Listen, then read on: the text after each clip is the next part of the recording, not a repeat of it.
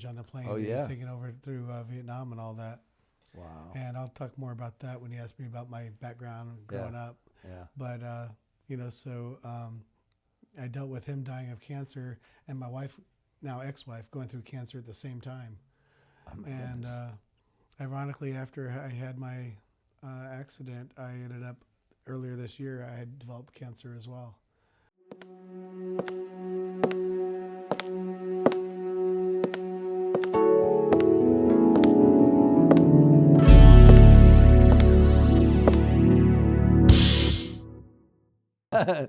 Thank you for being here. Welcome to another episode of Sidewalk Conversations. And I am super excited about the guest that I've brought in today, Gerald Bailey. We'll meet him here in a moment.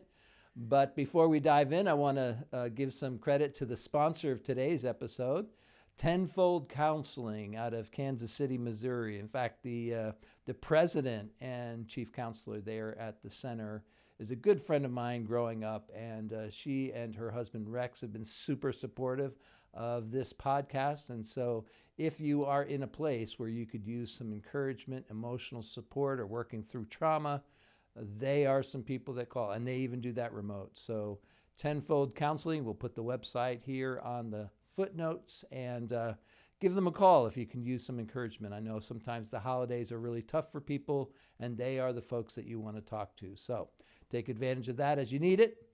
Now, let me introduce to you my new friend, Gerald Bailey. We met at a Christmas party not long ago. Yeah.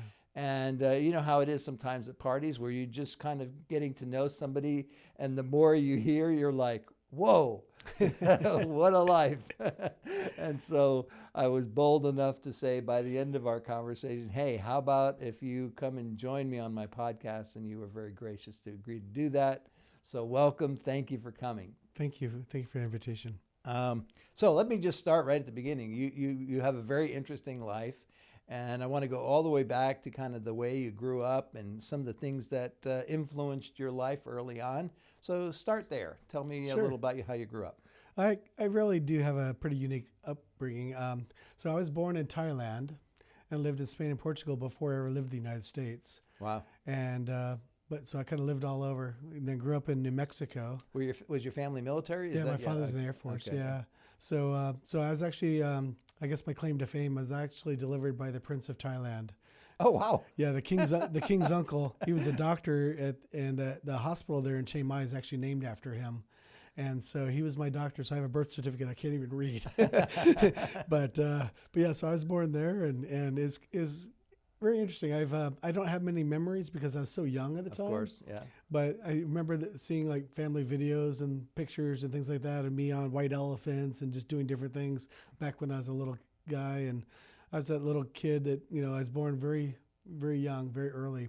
So I was only like 4 pounds 9 ounces when I was born. Oh, wow. Okay. So they didn't even expect me to live. My dad has the pictures of my dad like carrying me around in the palm of his hand. I was so small, Oh, man. So that kind of is, I guess, was a precursor to the whole entire rest of my life. Not your typical life. Yeah. So how long were you in Thailand? Very, very short period of time. I don't really remember it at all. Okay. My more fond memory, I guess my earliest memories of living outside the country before moving here was in Portugal. I really loved Portugal and Spain a little bit, but I love Portugal. And did you retain any of the language, or did you go to all English No, schools? all English, Yeah. and my handwriting today is absolutely terrible. It's worse than a doctor's. Most of the time, I can't read it, and my mom always blames it on my teachers that I had when I was there in first grade. Okay. So yeah, it's terrible. So that's why I love to work with computers, because I can't stand writing. All right. Well, were there some specific people in your growing up years that you kind of look back on and say, boy, those people were very influential in my life. They were kind of heroes to me. Have any folks like that? I have a few people, people in like Boy Scouts, Okay. very influential. I went through scouting. I got my Eagle Scout and everything, but I learned so much there. And there's even more to that story I'll tell you a bit later, but how important that Boy Scouts was to me. And as a counselor, I worked in the kitchen, and it's interesting because I love to cook today. But I worked at the kitchen making food for hundreds of Boy Scouts, and it was great. I loved it. That's awesome. But I learned a lot of good values there, and good work ethic, that sort of thing. Yeah. Now, speaking of cooking, we're going to change up some of the questions I sent you. Sure. We'll just go in a different order as as you reference different things. So you love cooking, and so you actually have, if I understand correctly, a food company where you prepare food that other companies use. Tell me a little bit about that. Yeah. So I own as of June 1st of this year, I used to own an award-winning salsa company. I started when I was in Silicon Valley because every time I go to company parties, I always took my salsa that I made. And my mom always taught me never ever go to a party empty-handed. So I took my salsa. One day this lady's like, "This is really good. You should sell it." Well, I took her serious. And it took me about 2.5 years of learning food science, but I started making salsa and selling it to grocery stores. Anyway, and by the way, maybe we should have you sponsor one of these episodes because it's really good salsa. Thank you. I had it at the Christmas party, and it's not your average ordinary salsa. It's very different. Yeah, it's very good. I grew up in New Mexico, so it's very different than what you find out here in Texas for sure.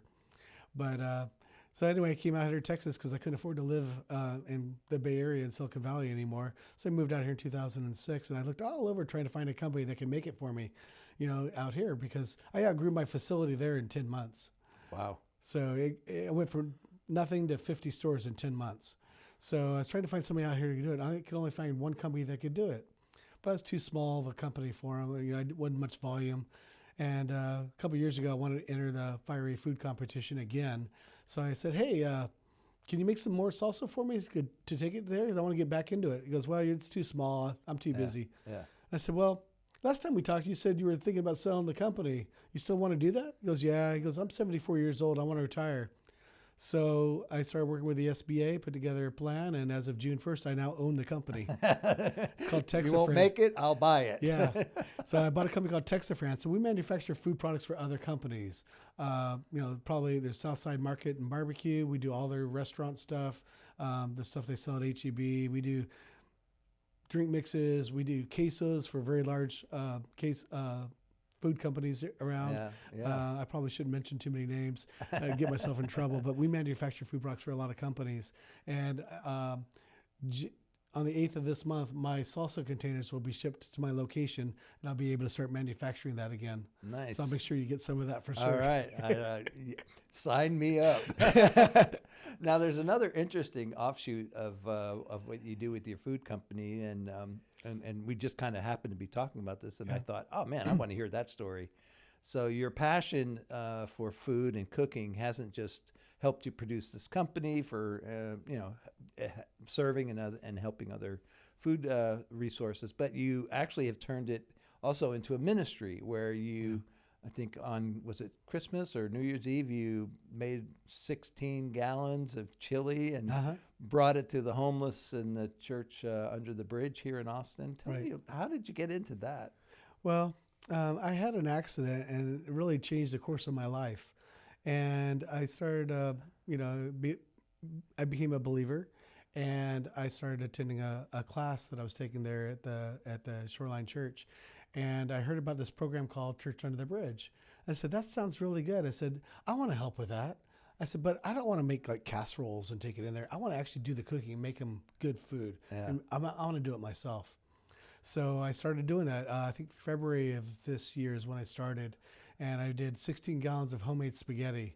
And I don't cheap out because they're homeless. I mean, I make it like if you and your wife are coming over for dinner. I mean, really good stuff. And because of my accident, I had difficulties doing some of it, but like crushing tomatoes because I couldn't close my hands, stuff like that, right? But I made 16 gallons and I served it to the homeless, and I made enough I thought it'd be enough for about 100 people, and I fed over 200. Wow. It's like that fish's loaves. It just multiplied. It was amazing. And so ever since then, I want to do that. Every month there's 5 Sundays. I want to go do that. So I've done that. I've done pulled pork a couple times, like 100 pounds of pulled pork sandwiches. I've done chili a few times, and because the winter months, I figured they want something warm, so we did chili again. Nice. And so I love doing that. It's my way of giving back, and you learn a lot from these people. And I also I really think there's a lot of Americans that don't realize how close they are to being in that same situation. Yeah. I mean, I met one guy. Believe it or not, I met a gentleman. He was a nurse. He lived out of his Mercedes under the bridge. That doesn't even make sense, right? Yeah. Right. Well, he got evicted from his home. And because he had an eviction on his background, nobody would rent to him. Remember when the whole real estate market was going up? They were being really strict about who they let in where. And he's like, "Do you know anybody that would rent me a home?" They made good money, helped people, and he's a nurse. Yeah. It's terrible. And so I think there's a lot of people that are probably about 3 paychecks away from being in that same situation, especially with the economy where it's been. Yeah. It's been tough. So I feel good to be able to help out. Well, I think it's a wonderful thing you do. And I want to reference back to the accident you talked about, because that's also another interesting, layer on the onion. So tell me a little bit about what happened, because when we were having the conversation at the party that we attended, I was like, I kept thinking, this can't get more amazing. And then it did. So just kind of play that out, tease it out for us. What took place and how did it influence you? Well, it's pretty amazing story. I mean, I should not even be here today. So I fell. I got divorced in 2019, and I had to stay in the same area to keep my kids in the local schools. And my ex had moved out of the area, even though she wasn't supposed to. But my kids wanted to stay and live with me anyway, so it worked out. So I stayed in my same neighborhood because everybody liked my cooking. We did like cook-offs, salsa competitions and stuff like that. But I just got along with everybody. So I stayed in the neighborhood, and I rented a place. And there was there's a 2-story home, and there was a large pomegranate tree that's ripping out my daughter's screen on her window. And I thought I was going to break her window. So I called my landlord and said, you got to fix this, right? Well, he came over himself instead of hiring somebody, but he came over himself and got a ladder, got up to the first story to try and get to the tree and cut the limbs, and he couldn't get to it. He called me and said, Gerald, can you come outside and help me? He goes, I'm going to get a ladder, we'll go from the first story to the second story. I just need you to hold the ladder for me so I can get up there and get to the tree. I said, okay, sure. So I went up there, held the ladder. Well, he came down the ladder, turned around with a chainsaw in his hand, and I stepped on the pergola to keep from getting cut from the chainsaw.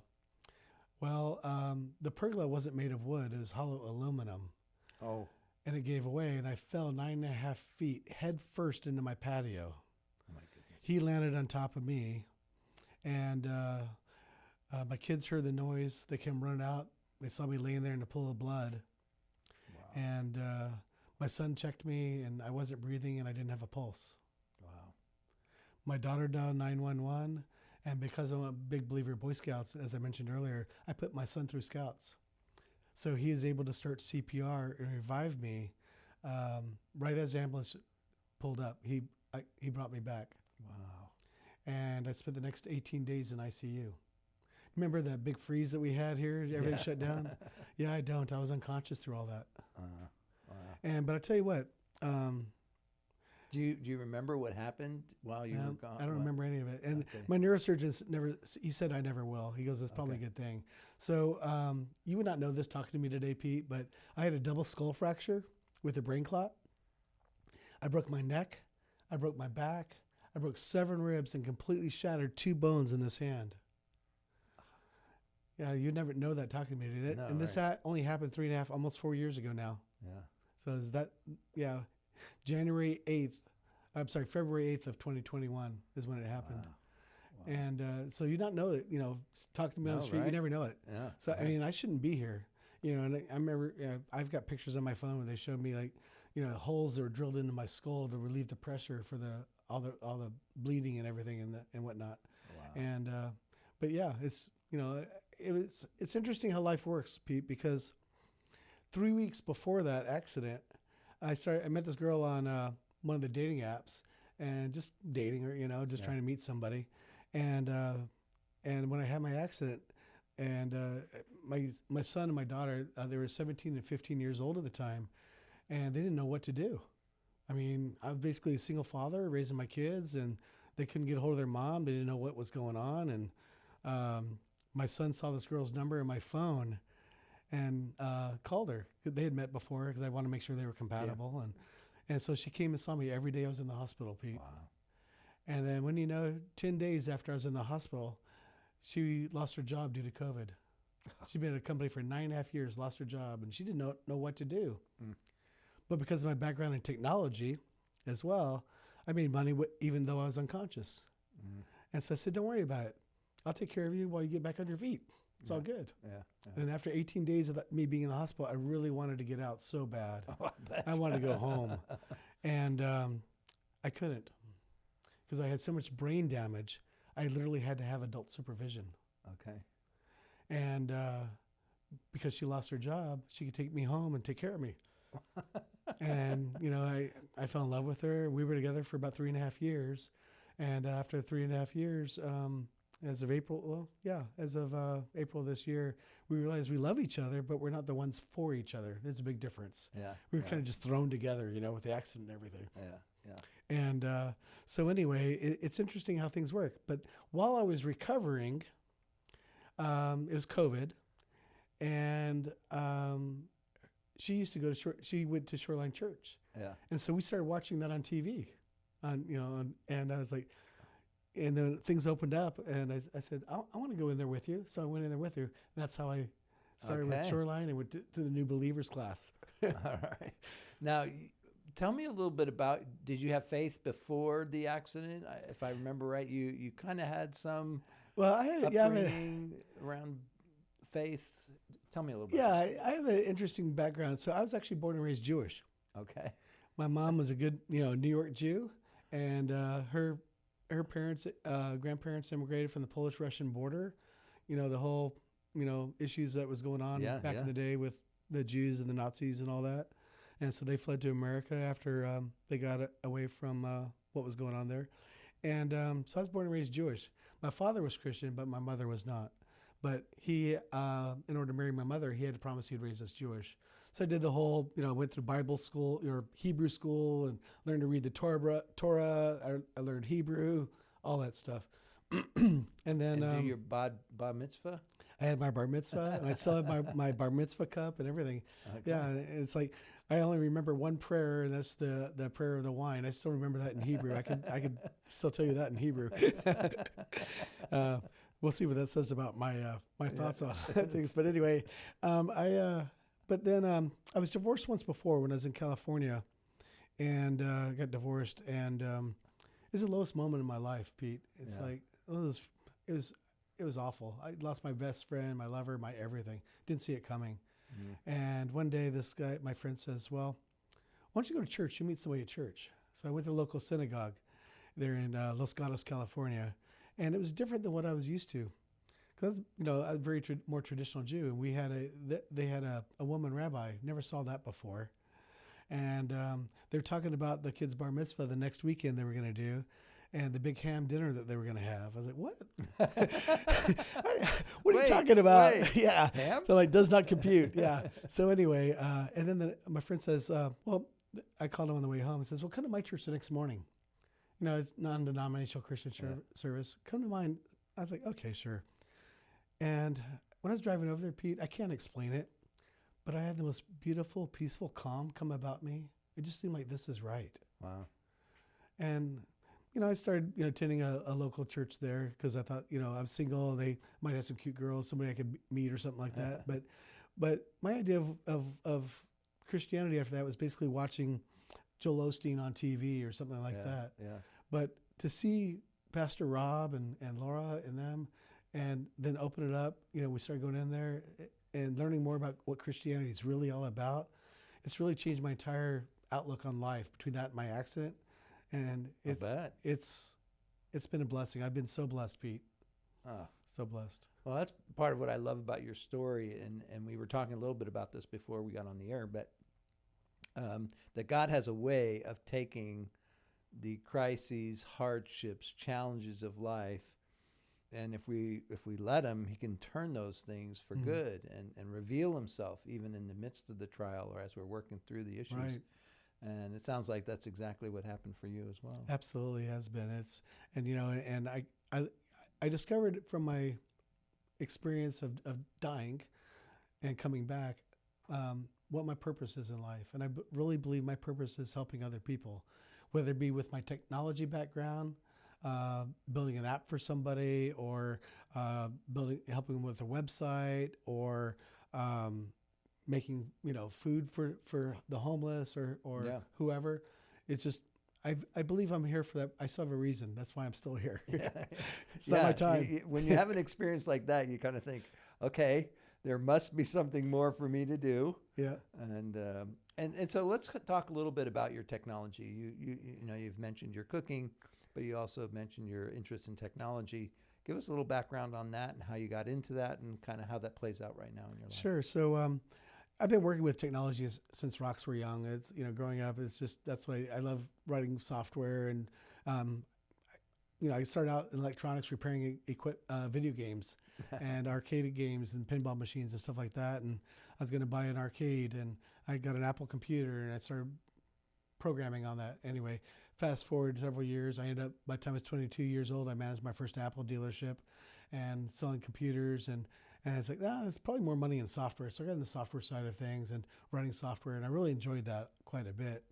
And then being an Air Force brat, I thought it'd be really cool when the iPhone first came out, if I could like fly around, and shoot like I'm in the cockpit of a plane, fly around, tap the screen, and shoot down my teenage son. So that's what started my first iPhone company back in 2008, building apps for iPhone, started games and stuff. Okay. And so I built now hundreds of apps, all kinds of apps, games, business apps, food apps, of course.